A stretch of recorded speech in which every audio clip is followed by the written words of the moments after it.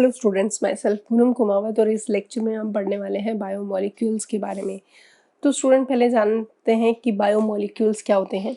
Bio का मतलब होता है लाइफ, सो हम इनको बोल सकते हैं कि ये कौन से मॉलिक्यूल हैं।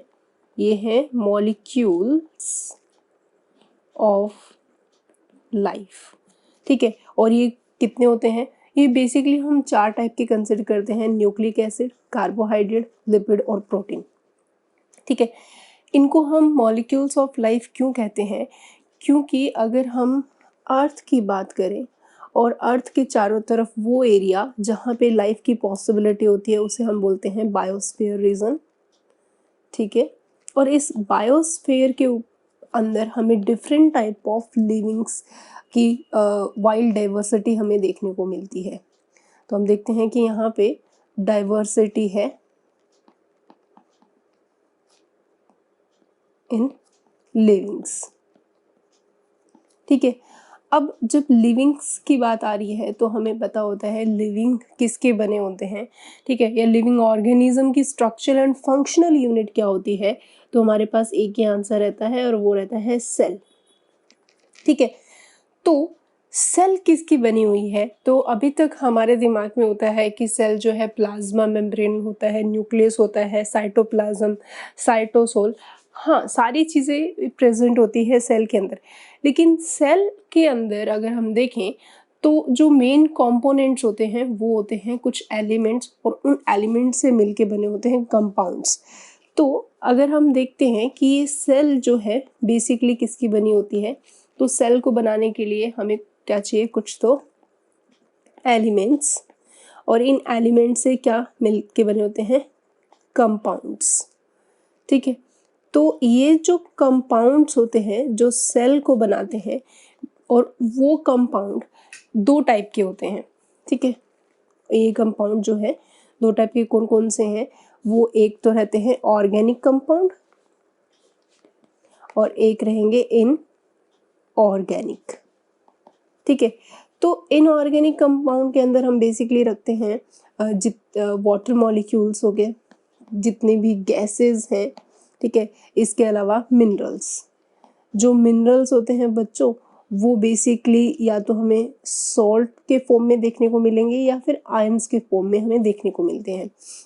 वहीं अगर हम बात करें ऑर्गेनिक कंपाउंड के, तो ऑर्गेनिक कंपाउंड बेसिकली कार्बन और हाइड्रोजन के बने होते हैं, इसीलिए ऑर्गेनिक कंपाउंड बेसिकली होते हैं बायोमॉलिक्यूल्स,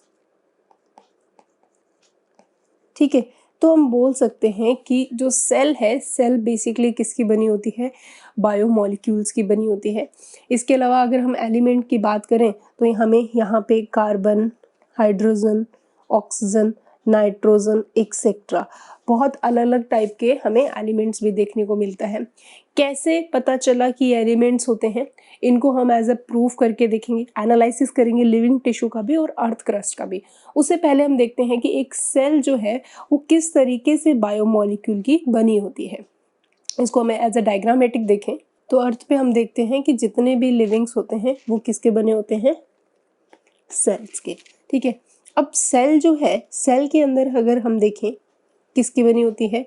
प्लाज्मा मेम्ब्रेन या उसकी आउटर मेम्ब्रेन होती है सेल वॉल। प्लांट्स की बात करें तो प्लाज्मा मेम्ब्रेन, और अंदर क्या प्रेजेंट होता है? न्यूक्लियस, और न्यूक्लियस में होते हैं क्रोमोसोम्स, ठीक है। अब अगर हम इन क्रोमोसोम को देखें तो ये क्रोमोसोम बना होता है डीएनए का, ठीक है। प्लाज्मा मेम्ब्रेन बनी होती है लिपिड और प्रोटीन की, और सेलुलोज की बनी होती है सेल वॉल, ठीक है।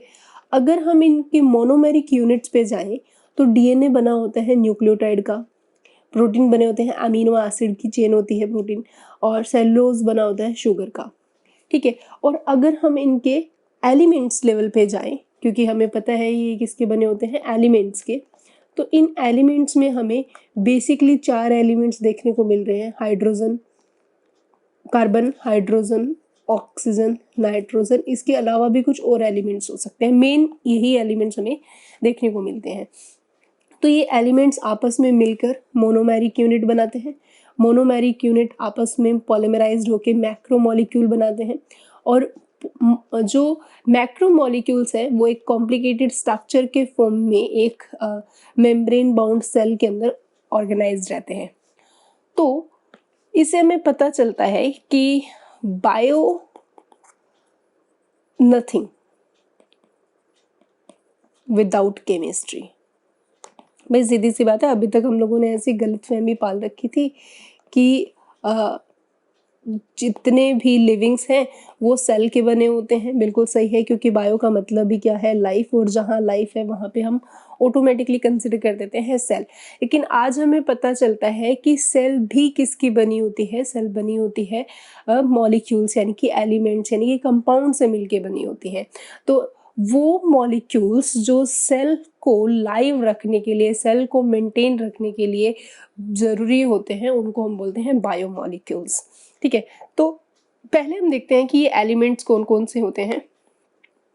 तो हम लोग इसके लिए एक एक्सपेरिमेंट करते हैं। हम एनालिसिस करते हैं किसी लिविंग टिश्यू का। हम एनालिसिस करते हैं किसी लिविंग टिश्यू का। अच्छा, लिविंग टिश्यू आप कुछ भी ले सकते हो, आप कोई प्लांट का पीस भी ले सकते हो, एनिमल का भी ले सकते हो, या फिर माइक्रोबियल पेस्ट भी ले सकते हो। ठीक है, तो अगर आप इन सब को देखते हो तो यहाँ पे हमें क्या मिलता है, हमें मिलेगा वी ऑब्टेन, क्या क्या चीज़ें हमें देखने को मिलेगी, लिस्ट मिलेगी किसकी, एलिमेंट्स की। ठीक है, और ये एलिमेंट्स जैसे carbon, hydrogen, oxygen, nitrogen and बहुत सारे और भी। ठीक है, कैसे मिलेंगे ये, per unit mass, per unit mass of a living tissue, मतलब हर एक लिविंग टिश्यू के अंदर ये वैरी करते हैं। ठीक है, कितने कितने भी हो सकते हैं। अब सेम एनालिसिस, ये हमने फर्स्ट एनालिसिस किया किसका, लिविंग टिश्यू का, और सेकंड एनालिसिस हम करते हैं यहाँ पे किसका, पीस ऑफ अर्थ क्रस्ट। यानी कि सिंपल सी बात है, अर्थ का कोई सा भी छोटा सा मतलब सॉइल पार्ट लेके हम अगर उनका एनालिसिस करते हैं तो वहाँ पे हमें क्या देखने को मिलते हैं, नॉन लिविंग मैटर। ये तो क्लियर है कि नॉन लिविंग मैटर होता है। ठीक है, इस नॉन लिविंग मैटर से भी हमें एक लिस्ट मिलती है, ठीक है, एलिमेंट्स की। और हम सबसे ज़्यादा शॉक तो कब होंगे कि इस लिस्ट में भी एलिमेंट हमें क्या देखने को मिलते हैं, कुछ इसी तरह की ही एलिमेंट्स हमें देखने को मिलता है। तो ये तो बड़े ही कमाल की बात होगी कि नॉन लिविंग भी इन्हीं के बने हुए हैं और जितने भी लिविंग टिश्यूज हैं वो भी इसके बने हुए हैं। तो हम इनके अंदर कुछ ना कुछ डिफरेंस देखने की कोशिश करते हैं, तो हमें डेफिनेटली डिफरेंस भी देखने को मिलता है। ठीक है, वैसे तो हमें कोई बहुत ज़्यादा डिफरेंस देखने को नहीं मिलता, लेकिन एक क्लोजर एग्जामिनेशन देखें इन दोनों लिस्ट के अंदर तो कार्बन और हाइड्रोजन जो का अमाउंट होता है वो लिविंग के अंदर हमें ज़्यादा देखने को मिलता है। ऑफिशियली तो no difference between both list, but अगर हम बहुत गहराई से देखें, एग्जामिनेशन करें इन लिस्ट का, जो कि अभी हम आपको दिखाएंगे भी, आपके एनसीईआरटी के अंदर गिवन भी की हुई है ये लिस्ट, उसमें कार्बन और हाइड्रोजन जो है वो ज़्यादा देखने को मिलेगा किसके अंदर, लिविंग्स के अंदर। इन दोनों लिस्ट को अगर हम कंपैरिजन करें जो कि आपके एनसीईआरटी के अकॉर्डिंग, तो कुछ इस प्रकार से है, जहाँ पे आप देखोगे कि percentage weight of earth crust और प्लस ह्यूमन बॉडी का इन्होंने दे रखा है, और बहुत सारे एलिमेंट्स यहाँ पे दिए हुए हैं जैसे कि hydrogen, carbon, oxygen, nitrogen, sulphur, sodium, calcium, magnesium, silicon. ठीक है, तो अगर आप यहाँ पे बहुत इंपॉर्टेंट नीट का क्वेश्चन भी आ सकता है बच्चों, ध्यान से, ये इंडेक्स जो है आपकी बहुत ही स्टार परफॉर्मेंस वाले इंडेक्स है, आपको इसको बहुत अच्छे से समझनी होगी। यहाँ पे जो मेन आपको डिफरेंस देखने को मिल रहा है वो देखने को मिल रहा है कार्बन में। ठीक है, कार्बन का अमाउंट देखो अर्थ क्रस्ट में 0.03% है। ठीक है, जबकि लिविंग बॉडी में 18.5, ये एक बार क्वेश्चन आया हुआ है। दूसरा सिलिकॉन का अमाउंट देखो, सिलिकॉन अगर आप ध्यान से देखोगे तो सिलिकॉन की प्रेजेंस अर्थ क्रस्ट में ज़्यादा, जबकि ह्यूमन बॉडी या लिविंग के अंदर नेग्लिजिबल होती है। इस तरीके से एक पूरा का पूरा अर्थ क्रस्ट और प्लस लिविंग टिश्यू के अंदर मिलने वाले एलिमेंट्स को हम इस तरीके से इनका कंपैरेटिव एनालिसिस कर सकते हैं। उसके बाद हमें पता है कि कोई भी सेल है, कोई भी लिविंग है, वो बेसिकली दो चीज़ों से मिलके बना होता है, एक तो एलिमेंट्स, ठीक है, और ये एलिमेंट्स आपस में जुड़ के क्या बनाते हैं, कंपाउंड्स बनाते हैं, ठीक है। इन कंपाउंड्स का अब हम देखते हैं केमिकल कॉम्पोजिशन, ठीक है। तो इसके लिए हमें क्या करना पड़ेगा, एक पूरा का पूरा एक्सपेरिमेंट परफॉर्म करना पड़ेगा, जिससे हमें पता चलेंगे कि कौन कौन से केमिकल कंपाउंड हमें देखने को मिलते हैं किसी लिविंग टिश्यू के अंदर पाए जाने वाली सेल के अंदर, ठीक है। तो इसके लिए हम इसको किस तरीके से परफॉर्म करते हैं, तो इसके अंदर आप क्या करोगे, किसी भी लिविंग टिश्यू को लोगे आप, ठीक है। हमने क्या लिया, कोई भी लिविंग टिश्यू लिया, ठीक है। अब ये लिविंग टिश्यू बच्चों कुछ भी हो सकता है, ठीक है। कोई वेजिटेबल भी हो सकती है, वेजिटेबल का कोई पार्ट भी हो सकता है, या फिर कोई आप ले सकते हो पीस ऑफ अ लीवर, ठीक है। Vegetable is a part of plant, liver is a part of liver. तो हमें पता है ये सारे किसके बने होते हैं, सेल, और आगे किसके बने होते हैं, टिश्यू के ही, ठीक है। तो आप कुछ भी ले लो। अब आपको क्या करना है, इस लिविंग टिश्यू को आपको लेके एक मॉर्टर और पेस्टल नाम का एक इंस्ट्रूमेंट होता है, इंस्ट्रूमेंट तो नहीं, हम एक सिंपली लैंग्वेज में बोलते हैं कि अपने घर में चटनी बनाने के लिए, अदरक कूटने के लिए जो हम छोटा सा बर्तन यूज़ करते हैं, उसी तरीके का लेबोरेटरी के अंदर ये प्रेजेंट होता है, जिसको हम इस तरह की जो स्ट्रक्चर हमारे सामने है, मैं आपको बना के दिखाती हूँ कि वो किस तरीके से दिखता है। ये इस तरीके से जो स्ट्रक्चर बन रही है, ये होता है मोर्टार, इसको हम बोलते हैं मोर्टार, ठीक है। और इस मोर्टार के अंदर हमें देखने को मिलती है इस तरीके से पेस्टल, ठीक है, ये है पेस्टल, ठीक है। सीधी सी बात है, यहाँ पे कूटने के लिए ये पेस्टल होता है, और यहाँ पे हमने लिविंग टिश्यू में सपोज देन एक लीफ को रखा, कोई भी वेजिटेबल का पार्ट लिख दिया, ये हमारे पास क्या है, लिविंग टिश्यू। इसकी हमें चटनी तैयार करनी है, और इसके लिए हम यहाँ पे कुछ एसिड का यूज़ करेंगे ताकि इजीली वो इसके अंदर हम पेस्ट बना सकें इसका। और यहाँ पे जो हम एसिड डालते हैं वो एसिड कौन सा है, ट्राई क्लोरो एसिटिक एसिड होता है बच्चों, ठीक है, Cl3CCOH, ठीक है। तो हम इस तरीके से इस लिविंग टिश्यू को मोर्टार और पेस्टल के अंदर पीसते हैं।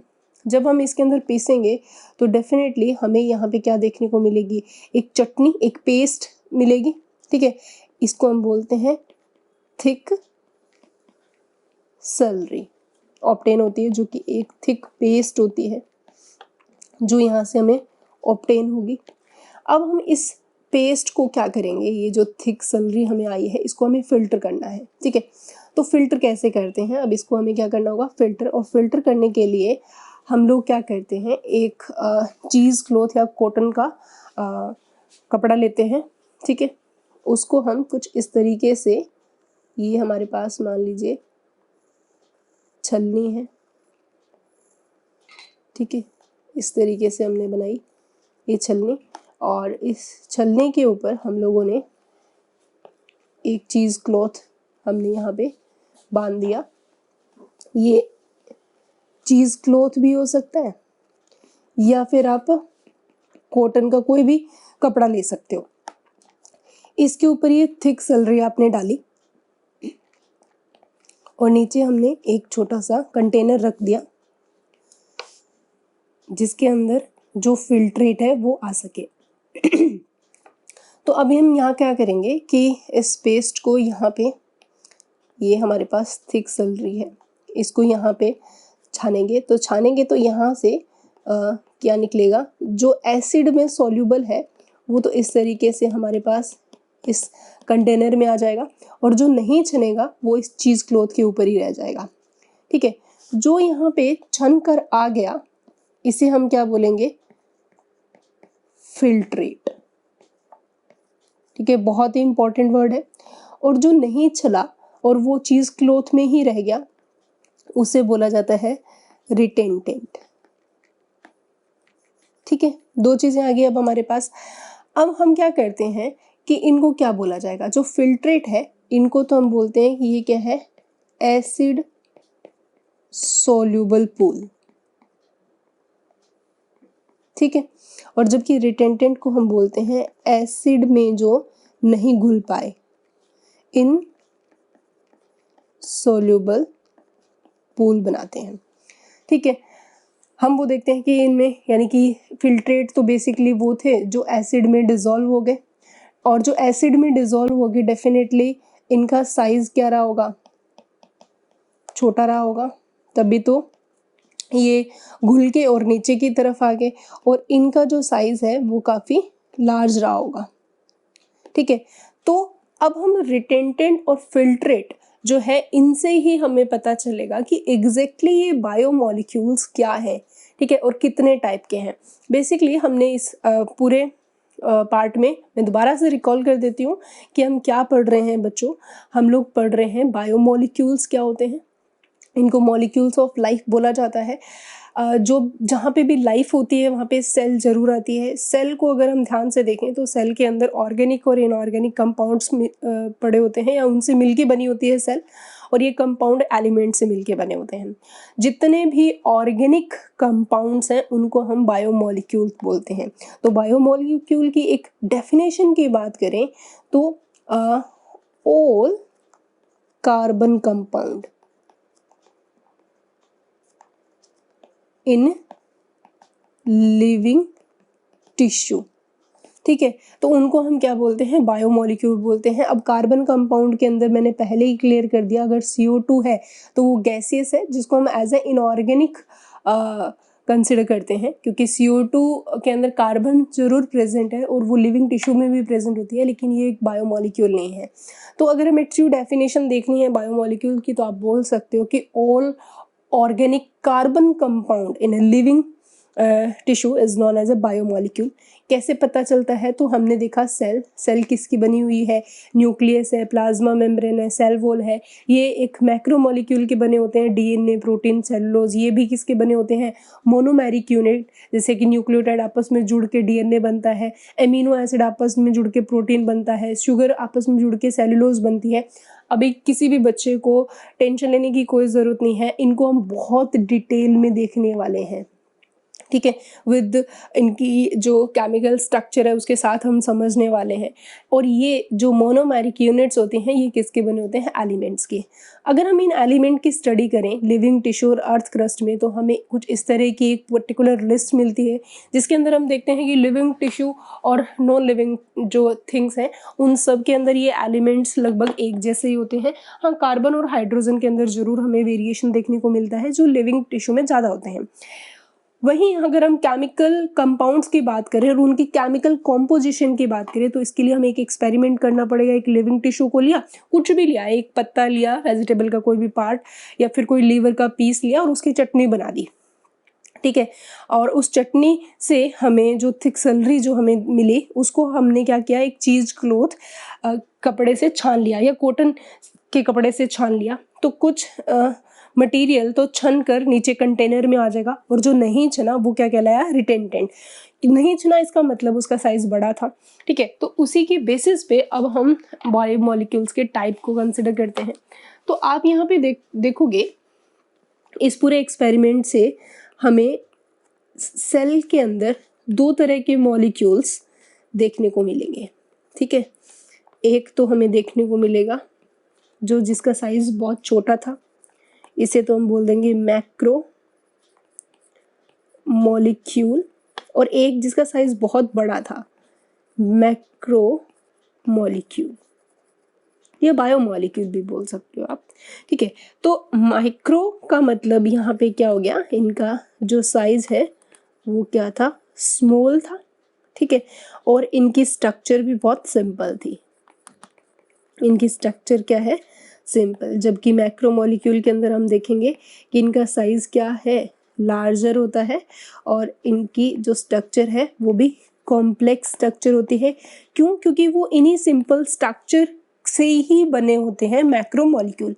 ठीक है, इसके अलावा हमने देखा कि जो मैक्रोमोलिक्यूल थे वो एसिड के अंदर सॉल्युबल थे। ठीक है, माइक्रो ये क्या थे? एसिड सॉल्युबल थे।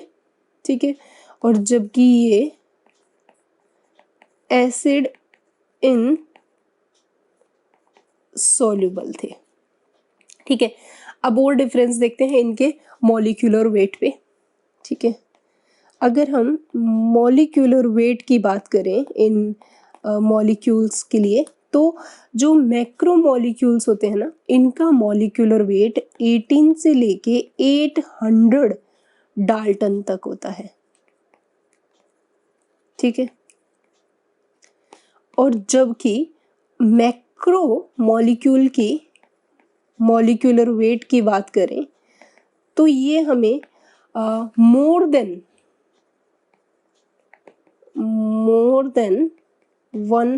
100 डाल्टन, 1000 डाल्टन से हमें ज़्यादा देखने को मिलता है। मैक्स हमें 10,000 डाल्टन तक देखने को मिल सकता है।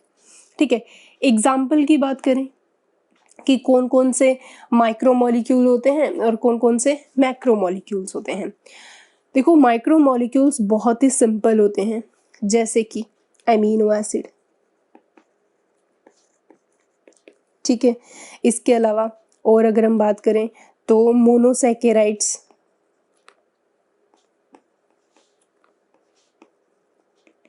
ठीक है, इसके अलावा ओलिगोसैकेराइड, ये भी हम बहुत डिटेल में करेंगे, अभी आपको क्लियर नहीं हो रहा कि ये क्या है। तो बेसिकली ये शुगर होते हैं।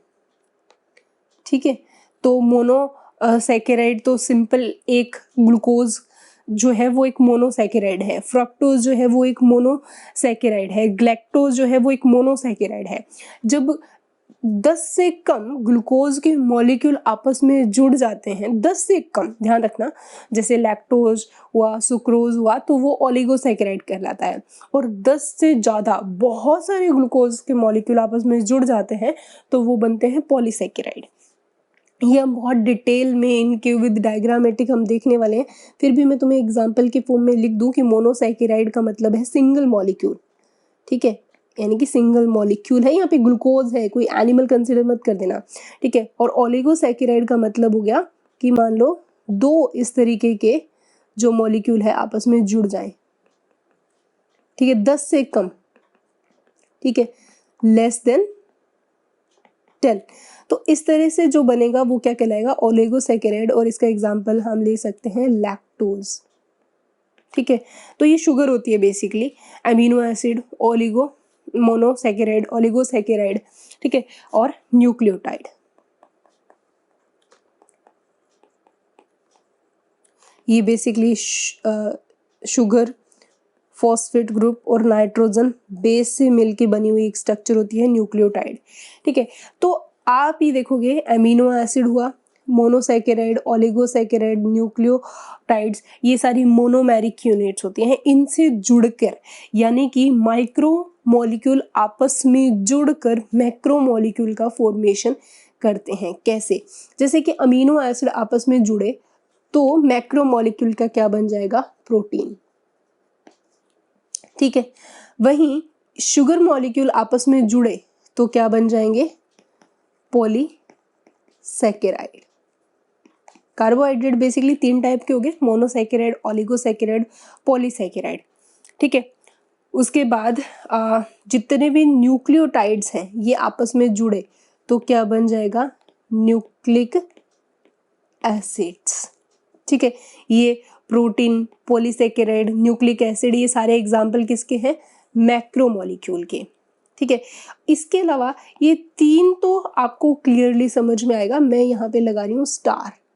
एक 4th मैक्रोमोलिक्यूल भी होता है जिसका नाम है लिपिड। ये थोड़ा सा मतलब अलग स्टोरी है इसकी। एक्चुअली इसने बड़ी चालाकी कर दी। कैसे? अगर लिपिड के बारे में बात करें, मैं यहाँ पे लिपिड्स को क्लियर कर दूं। लिपिड जो है ना, not a strictly macromolecule. Clearly लिख रही हूँ, इस बात को हमेशा याद रखना। एग्जामिनेशन में पूछा जाता है strictly, not a strictly macromolecule, but present in acid insoluble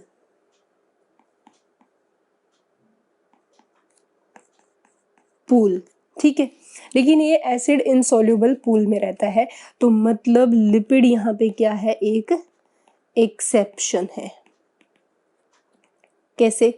क्योंकि इसका अगर मॉलिक्यूलर वेट की अगर आप बात करोगे, मॉलिक्यूलर वेट, तो इसका 800 से भी कम, लेस देन 800 डाल्टन इसका मॉलिक्यूलर वेट रहता है।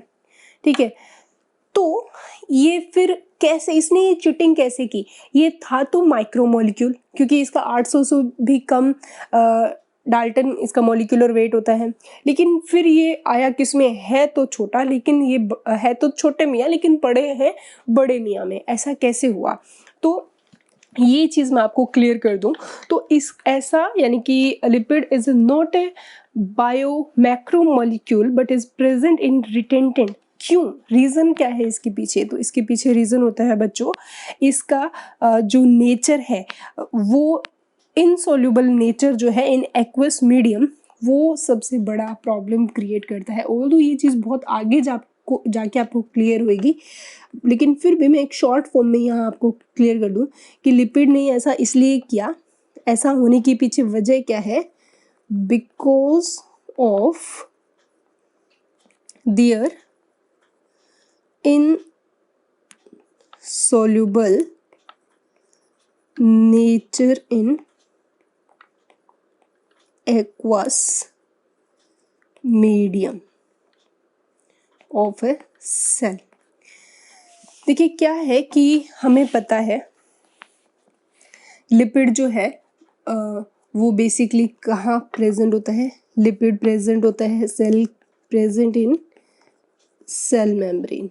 आपने कोई भी लिविंग टिश्यू की तो चटनी बनाई थी ना, जैसे लीफ की या लीवर के पीस की चटनी बनाएंगे, तो चाहे लीफ हो चाहे लीवर का पीस हो, वो बना किसका हुआ है? सेल। और सेल किसके चारों तरफ बाउंड्री को हम क्या बोलते हैं? Cell membrane. ठीक है, और सेल मेम्ब्रेन में क्या प्रेजेंट होता है? लिपिड प्रेजेंट होता है। ठीक है, या फिर अदर्स जो सेल ऑर्गेनेलीज होते हैं उनकी मेम्ब्रेन होती है, उनके ऊपर अंदर भी क्या प्रेजेंट होता है? लिपिड प्रेजेंट होता है। ठीक है, तो आपने क्या किया था एक्सपेरिमेंट के अंदर, अगर आपको याद हो, आपने लिविंग टिश्यू लिया था और प्लस उसके अंदर एसिड डाला था। उस एसिड का नाम क्या था? ट्राइक्लोरो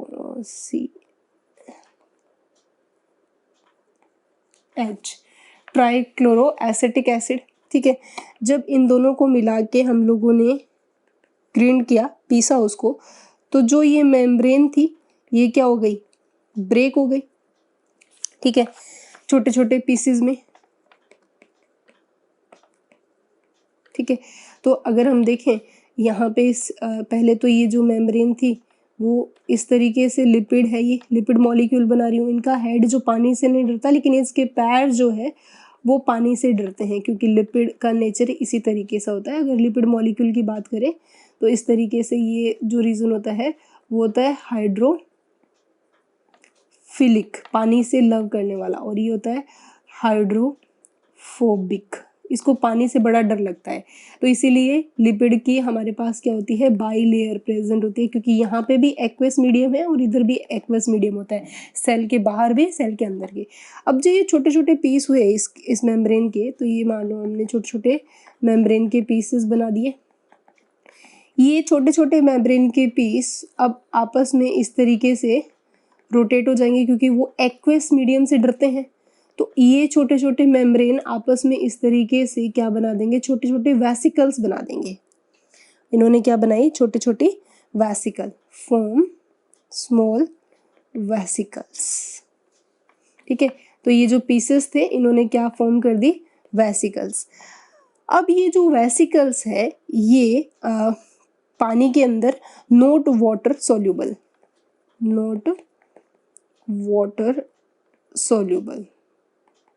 ठीक है। अब ये वेसिकल जो है उस चीज़ क्लॉथ के पोर्स से छन के एसिड सोल्यूबल मीडियम में नहीं जा पाई और इसकी वजह से ये कहाँ आ गए, कहाँ रह गए, जहाँ पे बाकी के मैक्रोमोलिक्यूल थे, क्योंकि छोटे छोटे वेसल्स में, अब लिपिड क्या है, छोटे छोटे वेसल्स में बन जाने के कारण ये फिर इन्हीं तीन बाहुबलियों के साथ ही ये आ गया। ये बेसिकली एक्सेप्शन है, ये याद रखना। Lipid is not strictly macromolecule, ठीक है।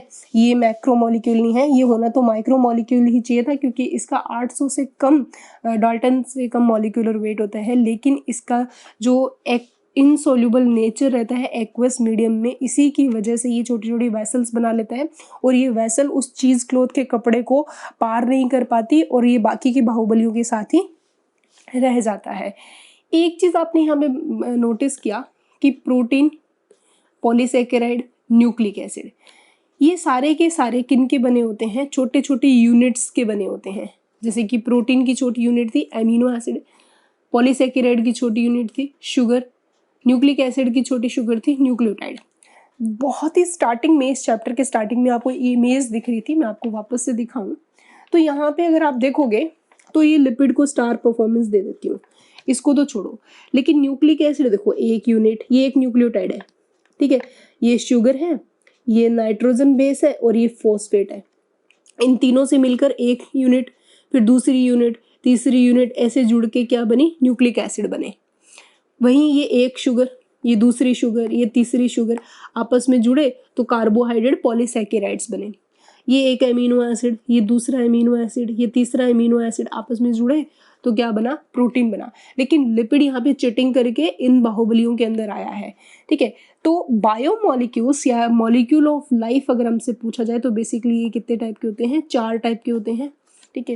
लेकिन लिपिड भी हमारे लिए बहुत इंपॉर्टेंट रोल प्ले करता है, इसीलिए हम इसको एज अ बायोमोलिक्यूल ही कंसिडर करते हैं, मतलब बायो मैक्रोमोलिक्यूल के अंदर ही इसको रखते हैं। बट स्टिल मैं बार बार रिपीट कर रही हूँ, नॉट ए बायो मैक्रोमोलिक्यूल, ये माइक्रोमोलिक्यूल होता है, लेकिन रहता इन 3 बाहुबलियों के साथ ही है। क्लियर हो गई सब बच्चों को? तो मैं यहाँ पे बताना चाह रही थी कि प्रोटीन हुआ, चाहे कार्बोहाइड्रेट या पॉलीसेकेराइड हुआ, ठीक है, या फिर न्यूक्लिक एसिड हुआ। न्यूक्लिक एसिड हम बेसिकली 2 टाइप का कंसिडर करते हैं न्यूक्लिक एसिड, एक डीएनए और एक आरएनए, ठीक है। ये सारे के सारे किस तरह के स्ट्रक्चर है, इनको हम बोलते हैं ये पॉलीमेरिक सब्सटेंसेस हैं, इनको हम बोलते हैं पॉलीमेरिक सब्सटेंसेस, ठीक है। पॉलीमेरिक सब्सटेंसेस का मतलब क्या हुआ, इसका मतलब होता है ये बने होते हैं छोटे छोटे मोनोमर से, यानी कि मेड अप ऑफ मोनोमर, ठीक है। प्रोटीन का मोनोमर एमिनो एसिड, पॉलीसेकेराइड का शुगर, न्यूक्लिक एसिड का न्यूक्लियोटाइड, ये इनके क्या होते हैं, मोनोमर्स होते हैं, ठीक है। तो इसीलिए इनको हम क्या बोल सकते हैं, ये पॉलीमर है, पॉलीमेरिक सब्सटेंस है, यानी कि पॉलीमर है। अब ये जो पॉलीमेरिक सब्सटेंसेस जो होते हैं बच्चों, ये हम 2 टाइप के कंसिडर करते हैं, ठीक है। कैसे, ये पॉलीमेरिक सब्सटेंसेस हम कंसिडर करते हैं कि कितने टाइप के हैं, 2 टाइप के हैं। एक तो रहता है होमो पॉलीमर और एक रहता है हेटेरो पॉलीमर, ठीक है। होमोपॉलीमर मतलब एक जैसी यूनिट से मिलके बने हुए, that is a homopolymer. Hetero मतलब अलग अलग टाइप की यूनिट से मिलके बने हुए, इनको हम बोलते हैं हेटेरो।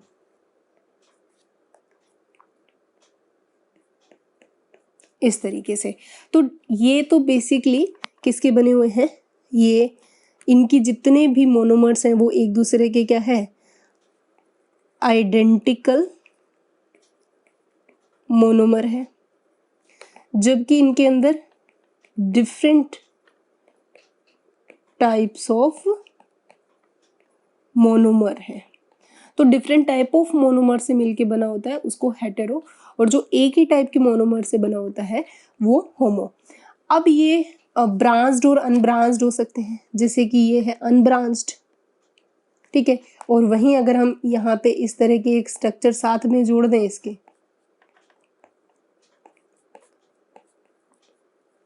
तो ये क्या हो जाएंगे, ब्रांच्ड। ठीक इसी तरीके से यहाँ पे भी ये क्या हो सकते हैं, ब्रांच्ड भी हो सकते हैं, ठीक है। तो इस तरीके से हम इनको कैटेगराइज करते हैं, ठीक है स्टूडेंट्स। इस तरीके से हम लोगों ने एक सेल को कंप्लीटली ऑब्जर्व किया, उसके अंदर जो एलिमेंट्स थे वो भी देखे, और एलिमेंट से किस तरीके से बायोमॉलिक्यूल बने होते हैं वो भी हमने देखे, ठीक है। अब हम देखते हैं कि इनके अंदर कुछ इनऑर्गेनिक, यानी कि अगर हम बात करें तो सेल बेसिकली एलिमेंट आपस में जुड़ के सेल को बनाने के लिए दो तरह के मॉलिक्यूल्स थे। एक तो क्या थे, ऑर्गेनिक, और दूसरा कौन सा था, इनऑर्गेनिक, से मिलके बनी होती है। ऑर्गेनिक हम पढ़ चुके हैं, ठीक है। ऑर्गेनिक हमारे पास, ऑर्गेनिक बेसिकली क्या कहलाते हैं, हमारे बायो मॉलिक्यूल, ये हम पढ़ चुके हैं। एक मैक्रो था और एक माइक्रो, क्लियर हो गया। अब हमारे पास क्वेश्चन मार्क है कि ये इनऑर्गेनिक जो मॉलिक्यूल्स होते हैं या इनऑर्गेनिक कंपाउंड कौन कौन से होते हैं, ठीक है। तो इसके लिए हमें क्या करना पड़ेगा, जो लिविंग है ना, इसके लिए एक पूरा का पूरा एनालिसिस करना पड़ेगा। इनको समझने के लिए हमें बेसिकली एक टेक्निक होती है, उस टेक्निक को बोला जाता है एश एनालिसिस टेक्निक। उसकी हेल्प से हमें पता चलेंगे कौन कौन से इनऑर्गेनिक कंपाउंड प्रेजेंट होते हैं सेल में। तो ये कैसे होता है, देखो एक लिविंग टिश्यू लेते हैं, ठीक है। अब इस लिविंग टिश्यू को अगर हम पानी के साथ ऑब्जर्व करते हैं तो उसका हमें क्या मिलता है, वेट वेट मिलता है, ठीक है। दूसरी कंडीशन, अगर मैं वाटर को इवोपरेट कर दूं, वाटर इवोपरेट कर दिया, तो अब उसका हमारे पास जो वेट होगा वो क्या कहलाता है, dry wait.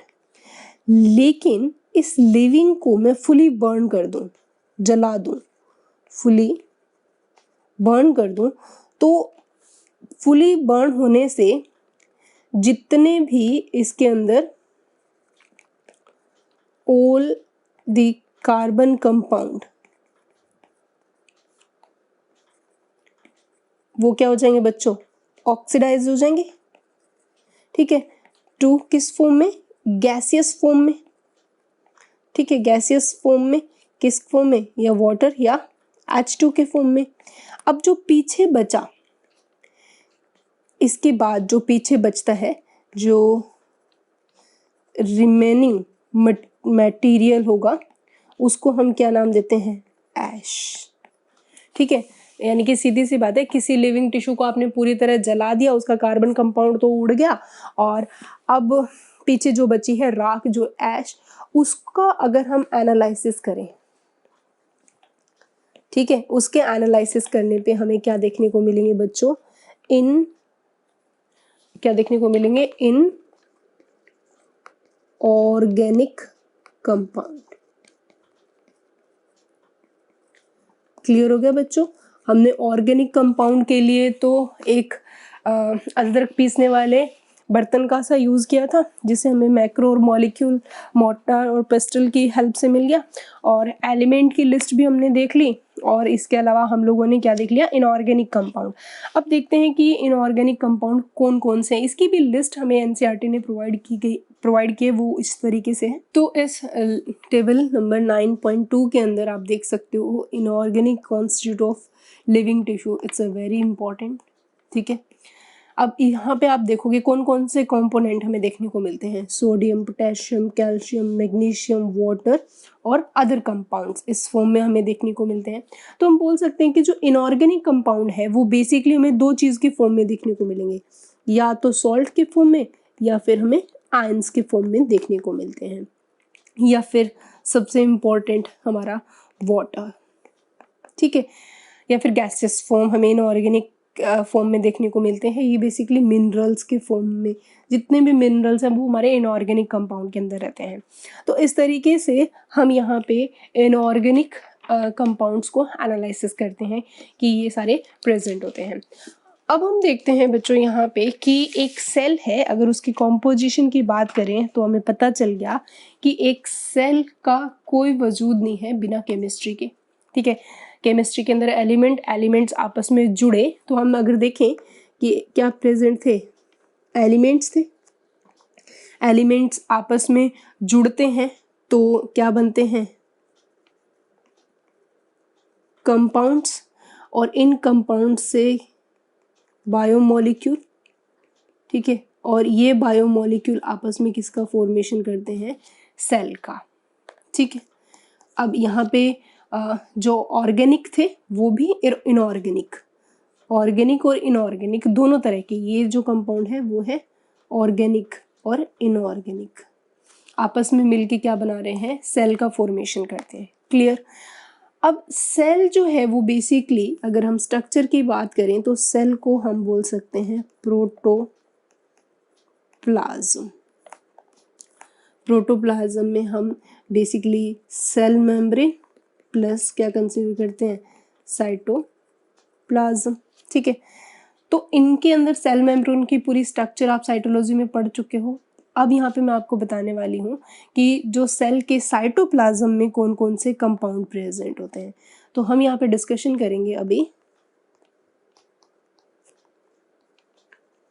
Compounds of protoplasm. ठीक है, एक सेल के अंदर कौन कौन से कंपाउंड्स मिलते हैं। देखो, ऑल्दो बहुत सारे एलिमेंट भी हमें प्रोटोप्लाज्म में देखने को मिल सकते हैं as a free form, ion के फॉर्म में, या फिर ये एलिमेंट्स आपस में जुड़कर डिफरेंट टाइप ऑफ कंपाउंड बना लेते हैं। ठीक है, तो यहाँ पे जो हम सबसे पहला कंपाउंड देख रहे हैं वो देख रहे हैं वाटर, क्योंकि ये बहुत ही इंपॉर्टेंट रोल प्ले करता है एक सेल की लाइफ में। इसको हम बेस्ट सॉल्वेंट बोलते हैं नेचर का। ठीक है, ये जितना भी साइटोसोल है, यानी कि एक सेल का फ्लूइड मैट्रिक्स जो है वो इसी की वजह से बनती है। All other constitute of the protoplasm are its solutes. ठीक है, तो बाकी के जितने भी अदर कॉन्स्टिट्यूट्स है प्रोटोप्लाज्म के, वो इसके क्या माने जाते हैं, सोल्यूट्स माने जाते हैं। ठीक है, बिना पानी के आप कोई भी केमिकल रिएक्शन नहीं करवा सकते। It's a very important for the chemical reaction. ठीक है, किसी कंपाउंड को तोड़ना है तो हाइड्रोलाइटिक ब्रेकडाउन करवाना है या जोड़ना है तो हमें वाटर का रिक्वायरमेंट रहता है। ठीक है, अगर एक सेल के अंदर टोटल वाटर की बात करें तो टोटल वाटर के अंदर 95% वाटर फ्री रहता है, 5% वाटर जो होता है वो कंपाउंड रहता है। अब लिविंग टिश्यू में जहाँ पे वाटर नहीं होता तो वो डेफिनेटली क्या होगा, हार्डेस्ट मटेरियल होगा। तो एनिमल किंगडम की बात करें, एनिमल किंगडम में जो हार्डेस्ट मटेरियल है, वैसे तो लिविंग टिश्यू में सब जगह पानी प्रेजेंट होता है। ठीक है, लेकिन ऐसा मटेरियल भी हमें देखने को मिलता है जहाँ पे वाटर की प्रेजेंस नहीं है, और वाटर की प्रेजेंस ना होने वाला hardest material in animal kingdom तो रहता है इनेमल। इनेमल सब बच्चों को पता है कि जो टीथ है हमारा, इस टीथ का जो ये शाइनिंग सरफेस है जो हमें देखने को मिलता है, इट्स अ इनेमल। ठीक है, उसके बाद अगर हम देखें प्लांट किंगडम की बात करें, प्लांट किंगडम में हार्डेस्ट मटेरियल की बात करें तो वहां पे आता है स्पोरोपोलेनिन। ठीक है, स्पोरोपोलेनिन जो है it's a outer layer of pollen grain. ठीक है, इस तरीके से पोलिन ग्रेन का जो आउटर लेयर होती है वो होती है स्पोरोपोलिन, जो उसको काफ़ी रेजिस्टेंट बनाती है, ठीक है, वर्स्ट कंडीशन में उसको प्रोटेक्ट करती है। इसके अलावा हमें जो देखने को मिलता है दूसरी चीज़ वो मिलते हैं सोल्ट्स। एक प्रोटोप्लाज्म का जो सेकंड कंपाउंड हम देख रहे हैं वो salt these help in the formation of linkage and chemical bond. क्या करते हैं ये? हेल्प करेंगे इन फॉर्मेशन ऑफ लिंकेज और केमिकल बॉन्ड बनाने में, ठीक है। इसीलिए हम इनको एक और सोल्ट लिंकेज भी बोल सकते हैं, इस टाइप के लिंकेज को, ठीक है। इसके अलावा कुछ आयन भी एज ए यहाँ पे देखने को मिलते हैं। Some ions also act as a cofactor, ठीक है। जैसे कि सारे तो नहीं, लेकिन जो इम्पोर्टेंट है वो बता रही हूँ। कार्बोनिक एनहाइड्रेज, ये आपका नीट का क्वेश्चन रहा हुआ है, ठीक है। इसके लिए हमें कौन सा आयन चाहिए एज ए कोफैक्टर? Zn। वहीं कॉपर भी हमारे लिए चाहिए, ये आपका नीट में क्वेश्चन आया हुआ है। टायरोसिनेज एंजाइम का ये एज ए कोफैक्टर है। इसके अलावा कुछ अलग आयंस के फंक्शंस भी होते हैं, जैसे कि हम कैल्शियम आयन की बात करें तो इसके बड़े इंपॉर्टेंट फंक्शन होते हैं, ये भी प्रेजेंट होता है प्रोटोप्लाज्म में। अगर ब्लड की क्लॉटिंग करवानी है, ठीक है, बोन फॉर्मेशन करना है, ठीक है। और अगर कैल्शियम पे एक बहुत इंपॉर्टेंट क्वेश्चन आता है, हमारी बॉडी का यानी कि एनिमल की बॉडी का मोस्ट अबंडेंट मिनरल अगर आपसे पूछा जाए, mineral element in animal body, तो आंसर क्या जाएगा? कैल्शियम, ठीक है। इस तरह के बहुत सारे आयंस प्रेजेंट रहते हैं। और थर्ड जो हमें प्रोटोप्लाज्म में देखने को मिलता है वो होते हैं ऑर्गेनिक कंपाउंड,